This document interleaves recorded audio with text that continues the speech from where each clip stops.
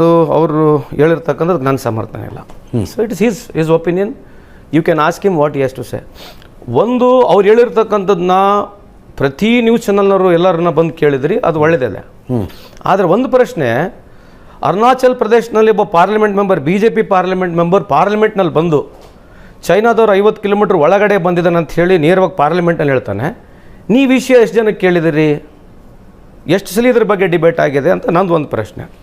ಎರಡನೇದು ಇನ್ನೊಂದು, ಕಂಗನಾ ರನಾವತ್ ಈ ದೇಶಕ್ಕೆ ಸಿಕ್ಕಿರ್ತಕ್ಕಂಥ ಸ್ವಾತಂತ್ರ್ಯ ಭಿಕ್ಷೆ ರೂಪದಲ್ಲಿ ಸಿಕ್ಕಿದೆ ಅಂತ ಹೇಳಿ ಕಾನ್ಕ್ಲೇವ್ನಲ್ಲಿ ಬಂದು ಹೇಳ್ತಾಳೆ.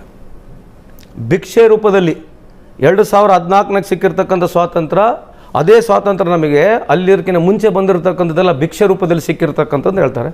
ಅದನ್ನು ಇಶ್ವೇ ಆಗೋದಿಲ್ಲಲ್ಲ. ಈಗ ಏನಾಗಿದೆ, ನೀವು ಯಾವ್ದನ್ನ ಫ್ರೇಮ್ ಮಾಡ್ತೀರಿ, ಯಾವ್ದನ್ನ ಕ್ವಶನ್ ಕೇಳ್ತೀರಿ, ಅದು ನಮಗೆ ಗೊತ್ತಾಗೋದಿಲ್ಲ. So it is larger than life. Small questions you can make larger than life, and important questions are just not looked at all. So it's the way you want to ask questions now. ಈ debate ಎಲ್ಲಿಗೆ ತಗೊಂಡು ಹೋಗ್ತೀರಿ ನೀವು? ಅಲ್ಲ, ನೀವು ತಗೊಂಡು ಹೋಗ್ತೀರಾ? ನಿಮಿಷ, ನೀವು ಕಲಘಟಗಿ ಕ್ಷೇತ್ರದ ಶಾಸಕರು. ಹೌದು. ನಿಮ್ಮ ಕ್ಷೇತ್ರದಲ್ಲಿ ನನ್ನ ಪಕ್ಕದ ಊರು, ಪಕ್ಕದ ನಿಮ್ಮ ಊರಲ್ಲ, 3 ಹೈವೇ ಹಾದು ಹೋಗ್ತಾವ್ರಿ. ಕಲಘಟಗಿ ಜನ ಕೊಟ್ಟ ಟ್ಯಾಕ್ಸ್ನಲ್ಲಿ ಹೈವೇ ಮಾಡೋಕ್ಕಾಗತ್ತಾ ಅಲ್ಲಿ? ಅಲ್ಲ ರೀ, ಈಗ ನಿಮ್ದು where do you want to take this debate ಅನ್ನೋದು ಅರ್ಥ ಆಗ್ತಿಲ್ಲ. ಅಲ್ಲ, ಇಟ್ ಇಸ್ ನಿಮ್ಮ ಕ್ಷೇತ್ರಕ್ಕೆ, ನಿಮ್ಮ ಕ್ಷೇತ್ರದ ತೆರಿಗೆದಾರರ ದುಡ್ಡನ್ನು ಅಷ್ಟು ಖರ್ಚು ಮಾಡಿದ್ರೆ ನಿಮ್ಮ ಕ್ಷೇತ್ರ ಅಭಿವೃದ್ಧಿ ಮಾಡೋಕ್ಕಾಗತ್ತಾ? ಹಂಗಲ್ರಿ. ಈಗ ನೀವು ಕೇಳ್ತಕ್ಕಂಥದ್ದು ಹೆಂಗಿದೆ ಅಂತಂದರೆ, because we have raise this question, Narendra Modi ಇದ್ದಾರೆ. ನೀವೇನು ಹೇಳೋದಂದ್ರೆ ನಾವು ಕೇಳಲೇಬಾರ್ದಾ? ಕೇಳಬಾರ್ದು ಅಂತಲ್ಲ, ಮತ್ತೆ ನೀವು ಎಲ್ಲಿಗೆ ಹೋಯ್ತಿದ್ದೀರ ಅಂದ್ರೆ ಏನರ್ಥ? What you mean by this ಪ್ರಶ್ನೆ? ಎಲ್ಲಿಗೆ ಹೋಯ್ತಿದ್ದೀರ ಅಂತಂದ್ರೆ ಏನು? ಈಗ ಸುಮ್ಮನೆ ಉಲ್ಟಾ ನಾವು ಕೇಳ್ತೀವಿ, ಈ ದೇಶದ ಇಷ್ಟು ಸಾಲ ಆಗೈತೆ, ಇದು ಎಲ್ಲಿಗೆ ಹೋಯ್ದಿರಿ ನೀವು? ಈಗ 55 ಲಕ್ಷ ಕೋಟಿ ಸಾಲ ಇರತಕ್ಕಂಥದ್ದು 1947 ಇಸ್ವಿಯಿಂದ 2014 ಇರುವಾಗ ಎಲ್ಲ ಪ್ರಧಾನಮಂತ್ರಿಗಳು, ಎಲ್ಲ ಪೊಲಿಟಿಕಲ್ ಪಾರ್ಟಿಗಳು ಬಂದು ಹೋದ್ರು. 55 ಲಕ್ಷ ಕೋಟಿ ಸಾಲ ಇತ್ತು. ಇವತ್ತೆಷ್ಟು ಲಕ್ಷ ಕೋಟಿ ಸಾಲ ಇದೆ? What ever I am talking, it is placed in the parliament. ಹೌದು, ಈ ಪಾರ್ಲಿಮೆಂಟ್ನಲ್ಲಿ ಹೇಳಿರ್ತಕ್ಕಂಥದ್ದು ಹೇಳ್ದು 165 ಲಕ್ಷ ಕೋಟಿ ಸಾಲ ಆಗಿದೆ. ಇದು ಎಲ್ಲಿಗೆ ಬಂತು? ಇದ್ರ ಬಗ್ಗೆ ಯಾಕೆ ಚರ್ಚೆ ಆಗಬಾರ್ದು? 56 ರೂಪಾಯಿ ಇರತಕ್ಕಂಥ ಡಾಲರ್ ಇವತ್ತು 84 ರೂಪಾಯಿಗೆ ಹೋಗಿದೆ ಕಳೆದ ಬರೀ 9 ವರ್ಷದಲ್ಲಿ. ಇದ್ರ ಬಗ್ಗೆ ಯಾಕೆ ಚರ್ಚೆ ಆಗಬಾರ್ದು? ಡಿಮಾನಿಟೇಷನ್ ಬಗ್ಗೆ ಭಾಳ ದೊಡ್ಡ, ನಾವು ಇಡೀ ಪ್ರಪಂಚನೇ ಭಾಳ ಮೆರವಣಿಗೆ ಆಗ್ಬಿಡ್ತು.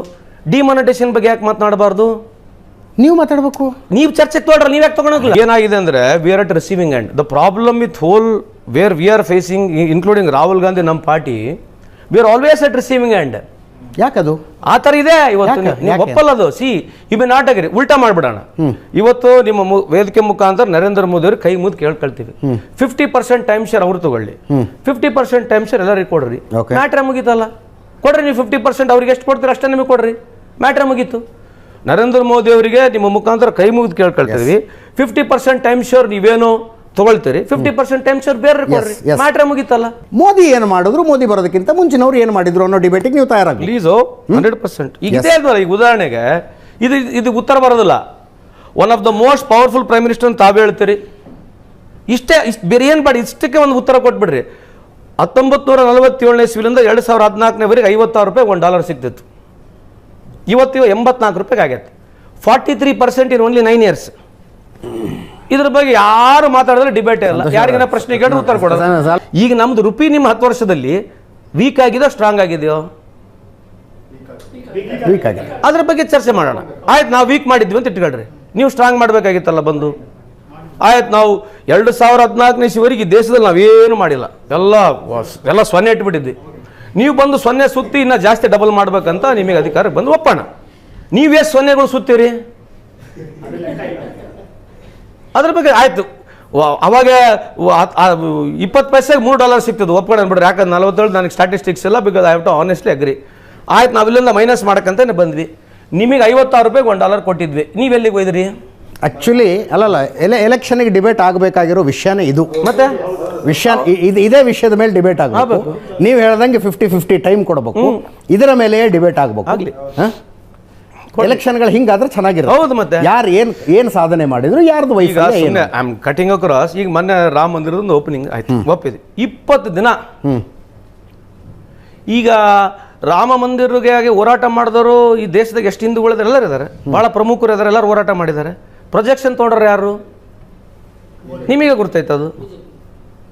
ಮತ್ತು ಈ ಥರ ಒಬ್ರಿಗೆ ನೀವು ನಾಳೆ ಅಜಿತ್ ಅವರೇ, ನಿಮಗೆ ಶ್ರೀಲಂಕಾದಾಗ ನಾನು ಇಷ್ಟು ಪಾಪ್ಯುಲಾರಿಟಿ ಕೊಟ್ಟರೆ ನೀವು ಪ್ರೆಸಿಡೆಂಟ್ ಆಗಿಬಿಡ್ತೀರಲ್ಲ ಒಂದಲ್ಲಿ. ಹೌದು. 2 ತಿಂಗಳಲ್ಲಿ ಚುನಾವಣೆ ಇದೆ. ಒಂದು ಪಕ್ಷದ ನೇತೃತ್ವ ವಹಿಸಿಕೊಂಡಂಥವನು ಹೆಡ್ ಕ್ವಾರ್ಟರ್ನಲ್ಲಿ ಕೂತ್ಕೊಂಡು ಫೈರ್ ಫೈಟಿಂಗ್ ಮಾಡಬೇಕು. ಇವರು ಯಾತ್ರೆ ಮಾಡ್ಕೊಂಡಿದ್ದಾರೆ ಈಗ.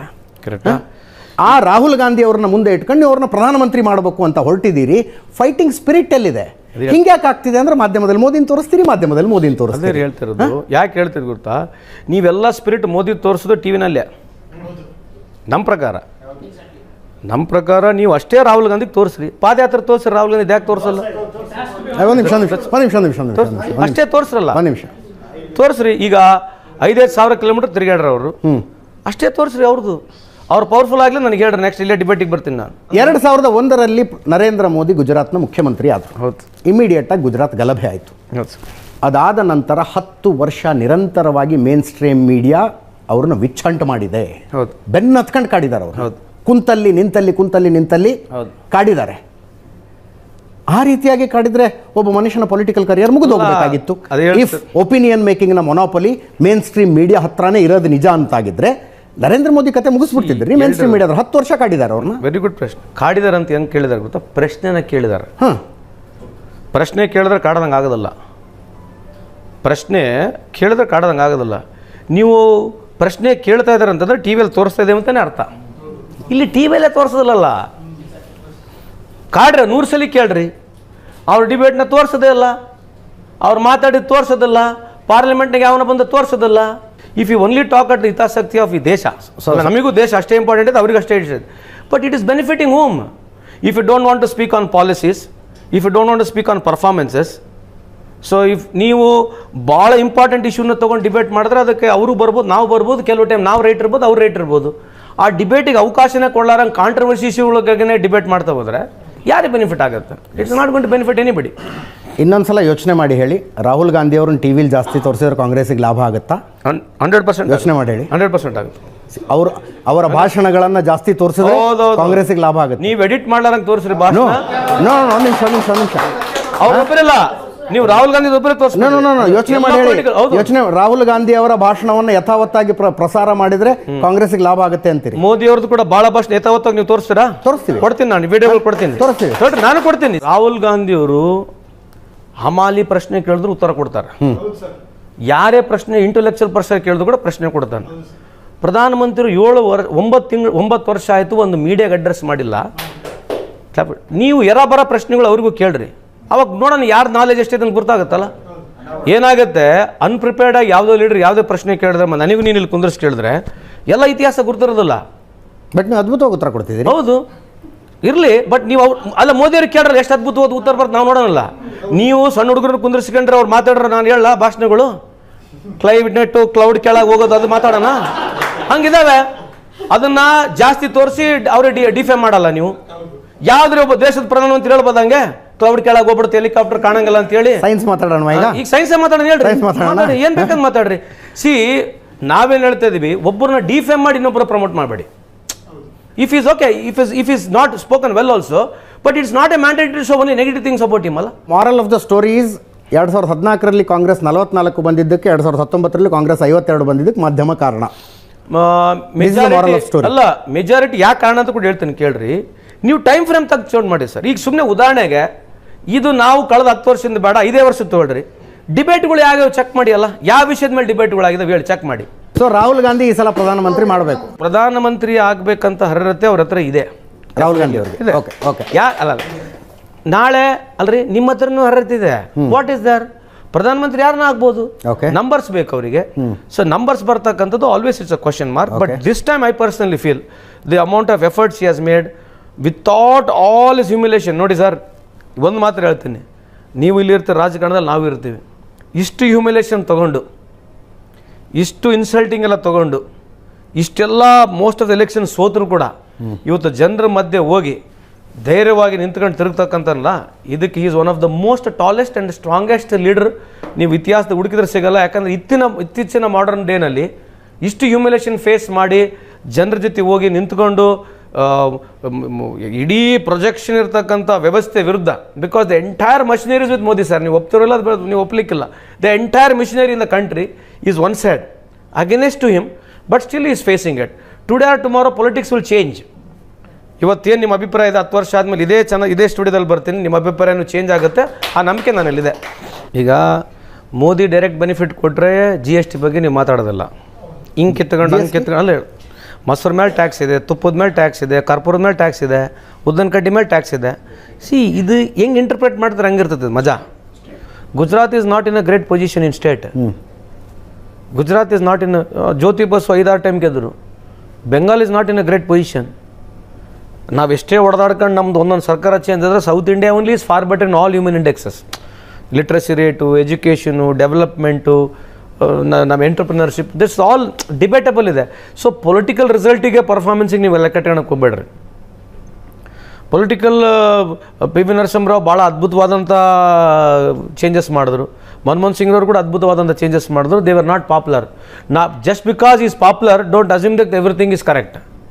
Just because is ಮೀಕ್ don't think the everything is wrong. So that is the beauty of democracy. So ಇದು ಅರ್ಥ ಮಾಡ್ಕೊಳ್ಳೋದ್ವರೆಗೆ ಗೇಮ್ ಹೋಗ್ಬಿಡುತ್ತೆ ನಮ್ಗೆ. ಮೋದಿನ ಸೋಲಿಸೋದು ಒಂದು ಕಾಸ್, ಬಿಜೆಪಿ ಮತ್ತೊಮ್ಮೆ ಅಧಿಕಾರಕ್ಕೆ ಬರದಂತೆ ತಡೆಯಬೇಕು. ಒಂದೇ cause is not a strong enough.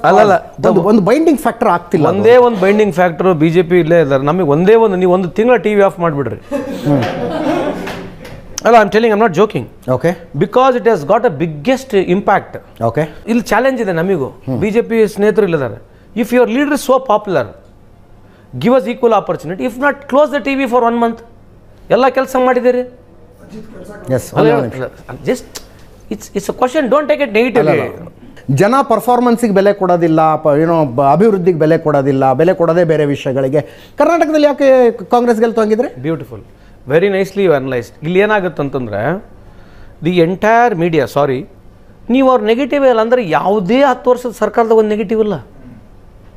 ಪ್ರಜಾಪ್ರಭುತ್ವ ವ್ಯವಸ್ಥೆಯಲ್ಲಿ ಒಂದು ಸಣ್ಣ ಗ್ರಾಮ ಪಂಚಾಯತಿಯಲ್ಲಿ 1 ವರ್ಷ ಇದ್ದರೆ ಅವ್ನ ವಿರುದ್ಧ ಲಬ್ ಬಡ್ಕೊಂತಾರೆ ಜನ, ಲಬ್ ಬಡ್ಕೊಂತಾರೆ. 10 ವರ್ಷ ಈ 140 ಕೋಟಿ ಜನಸಂಖ್ಯೆ ಇರತಕ್ಕಂಥ ಒಬ್ಬ ಪ್ರಧಾನಮಂತ್ರಿ ವಿರುದ್ಧ ಒಂದು ಎಲ್ಲಿ ಯಾವುದು ಡಿಬೇಟೇ ಇಲ್ಲ ವಿರುದ್ಧ. ಸಂತೋಷ್ ಲಾಡ್ ಅವರೇ, ಹೌದು, ಅದೇ ಹೇಳ್ತಿದ್ದೇನೆ. ನ್ಯಾಷನಲ್ ಲೆವೆಲ್ ಬಂದಾಗ ನೀವು ಅವ್ರು ನೆಗೆಟಿವೇ ಇಲ್ಲಲ್ಲ. ಸ್ಟೇಟ್ನಲ್ಲಿ BJP ವಿರುದ್ಧನ ನೆಗೆಟಿವ್ ಇದೆ, ಕಾಂಗ್ರೆಸ್ ವಿರುದ್ಧ ನೆಗೆಟಿವ್ ಇದೆ, ಆಯ್ತಾ? ಈಗ ನಮ್ದೇನು ಒಂದು platform. Sir, my request you, if you want to grind me, you can grind me. My fundamental question raise the same thing in last 10 years. ಅಂದರೆ 10 ವರ್ಷದಲ್ಲಿ ಕೇಂದ್ರ ಸರ್ಕಾರದ ಯಾವುದು ನೆಗೆಟಿವ್ ಇಲ್ಲ. 10 ವರ್ಷದ ಅವಧಿಯಲ್ಲಿ ಕೇಂದ್ರ ಸರ್ಕಾರದ ಯಾವುದು ನೆಗೆಟಿವ್ ಇಲ್ಲ. ನೀವು ನಿಮ್ಮ ತಂದೆ ಪ್ರೈಮ್ ಮಿನಿಸ್ಟರ್ ಆದರೆ, ನಮ್ಮ ತಂದೆ ಪ್ರೈಮ್ ಮಿನಿಸ್ಟರ್ ಆದರೂ ಕೂಡ ನೆಗೆಟಿವ್ ಇದ್ದೇ ಇದೆ. We are not ready to accept it because that's a mind set we have got.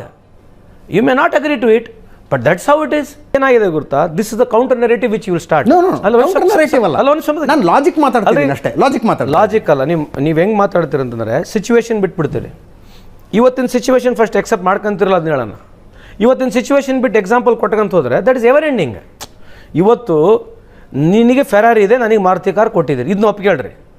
ಒಬ್ಬನಿಗೆ ಫೆರಾರಿ ಕೊಟ್ಟು ಒಬ್ಬನಿಗೆ ಮಾರುತಿ ಕಾರ್ ಕೊಟ್ಟ ಮೇಲೆ ಹೊಡೆಯಲ್ಲೇ ಸೈಡ್ ಅಂತಂದ್ರೆ ಹೊಡ್ಯೋಕ್ಕಾಗಲ್ಲ. ಇದು ಯಾಕೆ ಹಿಂಗೈತೆ ಅಂತಂದರೆ, ನನಗೆ ಅವು ಅಂಬಾಸೆಡರ್ ಇತ್ತು, ನಿನ್ನ ಹತ್ರ ಬುಲೆಟ್ ಗಾಡಿ ಇತ್ತು ಅಂತಂದ್ರೆ ಅದನ್ನ ನಾವೇನು ಮಾಡೋಣ ಈಗ? ಓಕೆ, ಅದಕ್ಕೂ ಬೇರೆ ಒಂದು ಡಿಬೇಟ್ ಮಾಡೋಣ ಅಂತೆ. ಬಟ್ ಇವತ್ತಿನ ಸಿಚುವೇಶನ್ ಫಸ್ಟ್ ಒಪ್ಕೋಬೇಕ ಬೇಡ? ಇವತ್ತಿನ ಸಿಚುವೇಶನ್ ಒಪ್ಕೊಳ್ಳೋದೇ ಅಲ್ಲ ನೀವು. ಯಾವಾಗಲೂ Indira Gandhi, Nehru, it will go there only. ಅಲ್ಲ, ಮಾತಾಡ್ತೀನಿ, ಮೀಡಿಯಾ ಕಂಟ್ರೋಲ್ ಇಟ್ಕೊಳ್ಳೋದ್ರ ಅಲ್ಲ ಸರ್.